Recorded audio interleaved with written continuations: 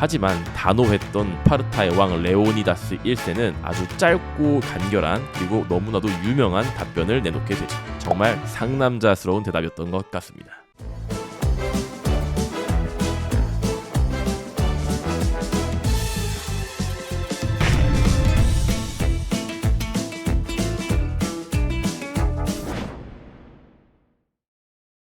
안녕하세요. 쉽지만 깊이 있게 박간세계사의 춘닥터입니다. 단 300명의 군인이 무려 100만 명의 대군을 상대한다? 이건 뭐 마치 영화와도 같은 이야기죠. 그런데 실제로 이 이야기가 영화로 제작되어 버립니다. 바로 몸짱의 대명사로 알려져 있죠. 잭 스나이더 감독의 영화 300, 그리고 이 영화 300의 실제 모티브가 된 테르모필레 전투의 이야기를 오늘 해볼까 합니다. 그럼 바로 시작할게요.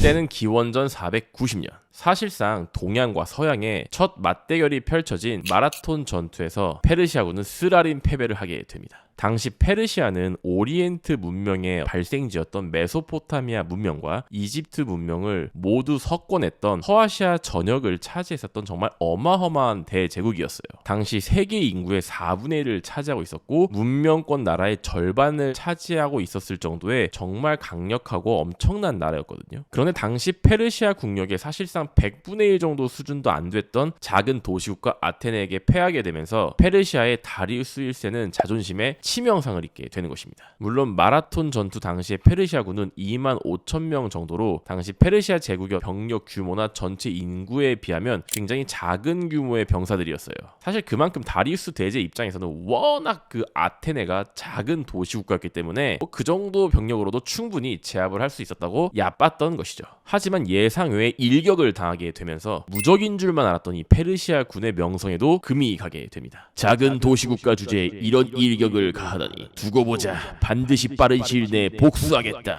하지만 다리우스의 이런 복수심은 물거품으로 돌아가게 되는데요. 바로 아테네에게 패배했다는 소식을 들은 이집트에서 다리우스에게 반란을 일으켰기 때문입니다. 다리우스 1세는 하는 수 없이 불난 집부터 해결을 해야 하기 때문에 이집트 반란을 진압하기 위한 원정길에 오르게 되고 그 원정길에서 이집트의 반란을 진압하던 도중에 피로 누적으로 사망을 하게 됩니다. 그리고 다리우스 1세는 죽기 전에 자신의 아들이었던 크세르크세스 1세에게 유언을 남기게 되죠. 아들아, 이집트 반란을 마무리하게 되면 나의 원수를 잊지 말고 꼭 갚아다오. 저 조그만 도시국가인 서방의 그리스를 반드시 복속시켜야 한다.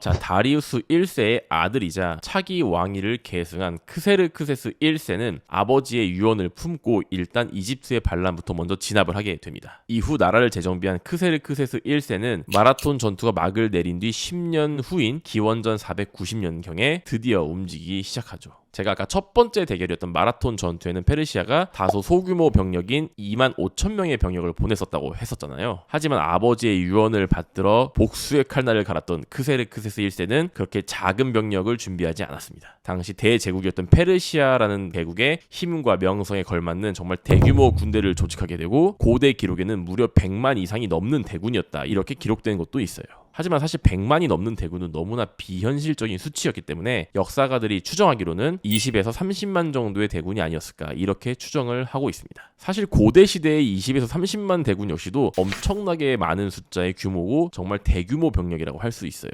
이렇게 해서 왕 중의 왕 샤한샤인 크세르크세스 1세가 직접 군을 끌고 출전한 20만의 대군은 드디어 서북 쪽의 바다를 건너 트라키아로 진군을 시작하게 됩니다.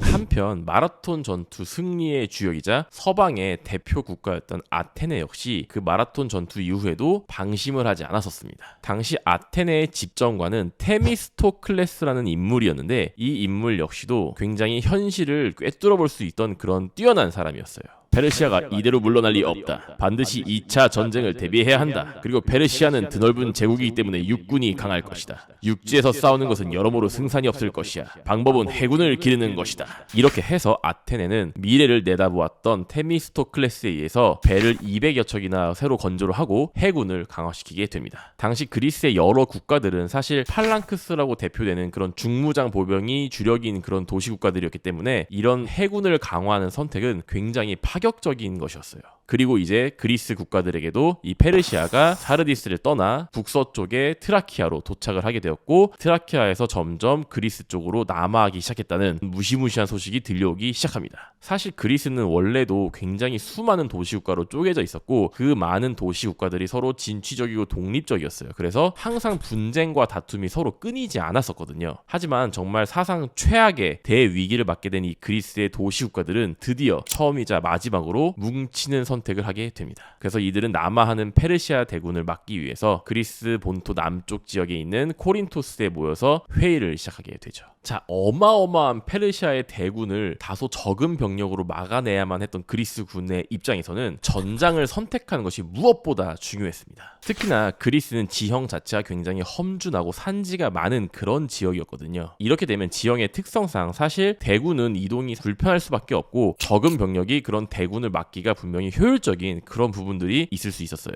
그렇게 해서 그리스 연합이 회의와 고심 끝에 결정했던 전장은 바로 테르모필레 계곡과 아르테미시움이라는 좁은 해협이었습니다. 지도를 보시면 알 수 있겠지만 이 지역은 절묘하게 바다와 땅이 모두 좁아지는 그런 지역이었어요. 물밀듯이 남하하고 있었던 그 페르시아 대군을 바다와 육지에서 동시에 막을 수 있었던 정말 천혜의 전략적 요충지였던 것이죠. 자, 이렇게 해서 그리스 동맹군은 먼저 육군과 해군을 나누게 되는데요. 일단 육군은 당연히 지상 최강의 그리스 군으로 알려진 스파르타에게 맡기게 되었고, 해군은 최근에 테미스토클레스에 의해서 200여 척의 전함을 새로 만들고 해군을 강화한 아테네에게 맡기게 됩니다. 자, 스파르타의 왕이었던 레오니다스 1세는 군사들을 이끌고 테르모필레로 출격을 하게 되는 것이죠. 당시 군사의 구성을 보면 일단 스파르타의 최정예군 300명, 그리고 스파르타 보조군 1000명, 그리고 나머지 그리스 동맹군 5, 6천명 다 합쳐서 총 7000명 정도의 그리스 육군이 테르모필레로 출전했다고 알려져 있습니다. 결국엔 약 7000명의 군사가 총 20만이라는 페르시아의 대군을 상대하게 된 것이죠.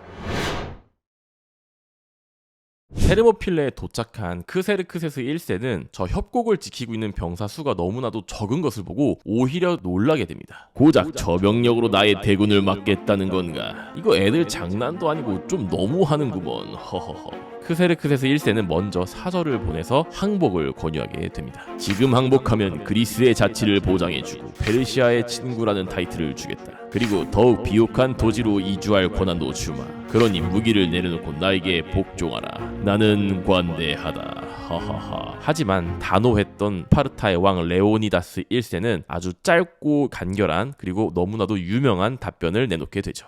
우리에게 원하는 것이 있다면 와서 가져가라. This is Sparta! 정말 상남자스러운 대답이었던 것 같습니다. 이렇게 해서 협상은 결렬되고 전투는 곧 시작을 하게 되는 것이죠. 당시 테르모필레의 협곡은 정말 천혜의 지형으로 굉장히 유명한 곳이었는데요. 일단 서쪽에는 정말 깎아지는 듯한 벼랑이 있고, 그다음에 동쪽에는 깊은 바다가 위치를 하고 있었습니다. 그리고 그렇게 바다랑 절벽 사이에 가장 좁아지는 길목의 너비는 단 15m에 불과하다고 알려져 있었어요. 말 그대로 이 아테네로 진입을 하기 위해서는 그 좁은 길인 15m를 통과하는 것 외에는 다른 방법이 없었던, 정말 소수 병력으로도 방어가 절대적으로 유리했던 그런 지형이었다고 보시면 될 것 같아요. 하지만 크세르크세스 1세는 본인들의 병력이 압도적으로 많았기 때문에 당연히 정면 돌파로 쉽게 뚫어버릴 수 있을 거라고 생각을 했습니다. 적은 고작 몇천 명이다. 빨리 뭉개버리고 협곡을 통과하라. 응? 왜 우리 군사들만 녹아 없어지는 거지? 협곡을 지키는 정예 스파르타군은 고작 300명이다. 빨리 없애버려. 에이, 우리 페르시아가 자랑하는 불사부대인 근위대 이모탈도 투입해. 으아! 왕 중의 왕이시여, 당해낼 수가 없습니다. 스파르타 정예군이 너무 강력해요. 사실 이 그리스 군의 주력 부대인 팔랑크스는 정면이 굉장히 강력한 그런 진영이었어요. 두꺼운 방패와 긴 창을 정면으로 밀어붙이는 형태였기 때문에 사실 측면이 상대적으로 취약했거든요. 하지만 이 테르모필레는 측면이 바다와 절벽이었죠. 그래서 말 그대로 정면만 막으면 이 팔랑크스 전법을 깨기가 굉장히 어려운 그런 위치였습니다. 게다가 그 팔랑크스의 맨 앞에 있던 그 주력 부대는 바로 지옥에서 온 전사라고 알려져 있는 극한의 훈련을 뚫고 강인하게 성장한 스파르타 최정예군이었죠. 때문에 이 15m 너비의 좁은 길을 이 스파르타의 정예 300명이 서로 계속 교대를 하면서 체력을 아끼고 미친듯이 페르시아군을 베기 시작한 것입니다. 무장이 상대적으로 가볍고 정면 전투력이 취약했던 페르시아 보병은 이런 스파르타 정예군 앞에서 추풍낙엽처럼 쓸려나가기 시작한 것이죠. 전투가 지속될수록 그리스군의 사기는 계속 올라가게 되고 스파르타군은 2명 정도만 전사를 한 반면 페르시아군은 10,000명 이상의 손실을 본 것으로 알려져 있었습니다.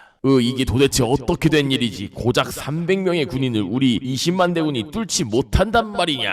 페르시아군이 이러지도 저러지도 못하고 있던 그런 난감한 시기에 크세르크세스 1세 앞에 한 그리스 남자가 나타나게 됩니다. 왕이시여, 저의 이름은 에피알테스라고 하옵니다. 저에게 많은 금은보화를 주시면 제가 이 협곡 외에 다른 길을 알려드리도록 하겠습니다.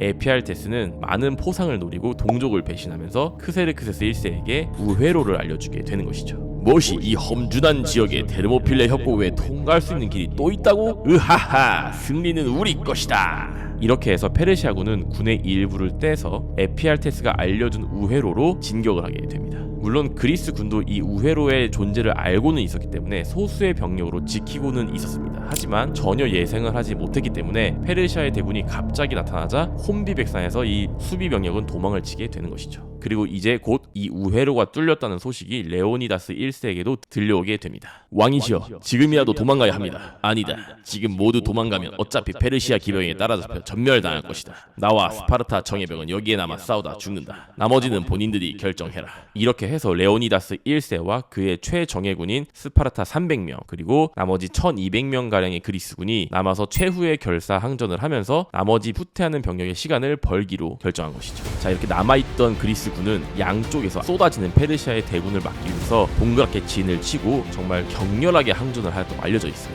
전투가 너무 치열했기 때문에 방패와 칼이 부서지면 맨몸으로 싸우고 맨 주먹도 통하지 않으면 돌멩이를 던진다거나 이빨로 상대를 깨문다거나 정말 끝까지 악착같이 페르시아군에게 저항을 했다고 알려져 있습니다. 페르시아 대군이 압도적으로 우세했지만 전투는 너무나도 치열했던 나머지 크세르크세스 1세의 동생들마저 이 전투에서 사망을 한 것으로 알려져 있어요. 이렇게 끝까지 집요하게 저항하는 모습에 질린 크세르크세스 1세 역시도 더 이상의 희생은 힘들 것이라 판단하여서 계속 그리스군들이 죽어 없어질 때까지 활을 쏘라고 명령을 합니다. 그리고 화살이 비오듯이 계속 쏟아지면서 그리스군들은 정말 하나하나 쓰러져서 모두 전사를 하게 되는 것이죠. 사실 크세르크세스 1세는 평소에는 적장의 명예를 존중하는 왕으로 알려져 있었거든요. 하지만 이번 전투에서 크세르크세스 1세는 너무나도 질린 나머지 레오니다스 1세의 시체를 찾아내서 그의 목을 자르고 몸통은 십자가형에 처하면서 분풀이를 했다고 알려져 있습니다. 페르시아군 손실은 총 2만여 명, 그리고 그리스군의 사망자는 2천여 명으로 알려져 있어요. 그리스군 입장에서는 정말 상당히 선전을 했던 그런 전투였던 것이죠. 그리고 이 전장에는 훗날 그리스군의 희생을 기리는 비석이 세워졌다고 합니다. 우리는 그리스를 위하여 다 함께 싸웠고 다 함께 죽었나니 나그네여 스파르타에 가거든 이 말을 꼭 전할지어다. 자, 20만 명이 넘는 대군에 맞서 300명의 최정예를 중심으로 약 7,000명이 맞서 싸웠던 테르모필레 전투. 비록 그들은 재물에 눈이 멀었던 동족의 배신으로 인해 패배를 하게 되었지만 이 전투로 인해 그리스는 더더욱 단결하게 되고 복수심을 불태우며 사기를 드높이게 됩니다. 반면 페르시아군은 비록 승리는 취했지만 굉장히 찝찝하게 승리를 하였고 자존심에 상처를 입은 채 멘탈이 흔들린 상태로 남하를 하게 된 것이죠.